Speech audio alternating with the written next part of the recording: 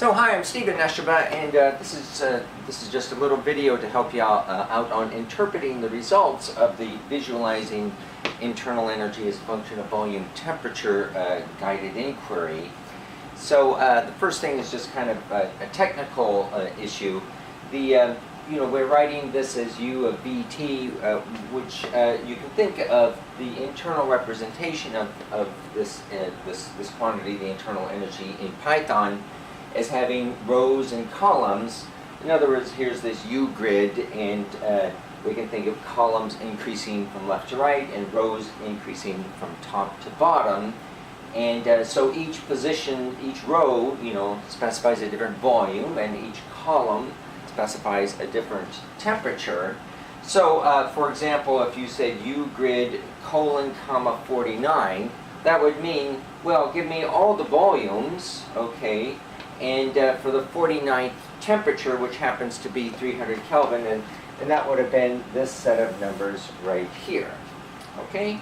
And for U grid 23, well, what are we doing there? Well, we're fixing the row to be the 23rd row, which happens to be about in the middle, and but the colon means give me all the columns, that is, all the temperatures, and that would be something like that.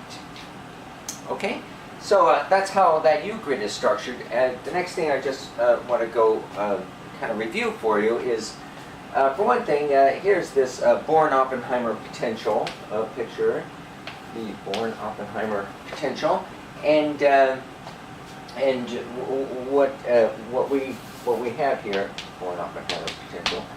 What we have here is that the potential energy is negative, okay, for intermediate distances between molecules. For example, I've got a couple of molecules here, and potential energy is negative if they're such and such a distance apart, but after they get too far apart, then the potential energy, the energy of interaction between molecules goes to zero. So how does that kind of figure in here? Well, since by definition the intermolecular potential is zero, well, we don't even have this picture for an ideal gas. We might have this kind of picture, but then if I decided to convert that into a real gas, I would say, oh, okay, well, I have to, here's this, these are a certain distance apart, okay, and I've got some negative intermolecular potential between them. There's another distance, there's another distance. So the difference between the real gas and the ideal gas is that we have some set of intermolecular potentials, all of which are zero. Now, when we talk about U, that means we've added up all those intermolecular potentials, for say 1 mole of gas, each one being at a slightly different distance. But you can see when you add them all up, we kind of expect that the intermolecular potential will be negative.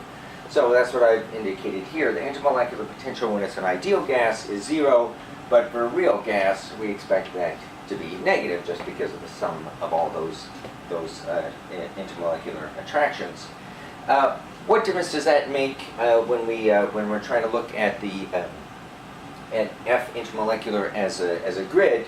Now remember how this works. The only difference between the real and the ideal U grid of the real and the ideal is that intermolecular potential. So when you want to maybe look at this as a grid, then you would say, oh, well, that F intermolecular potential is just U of the real gas, which you will have identified from other properties, minus U of the ideal diatomic gas.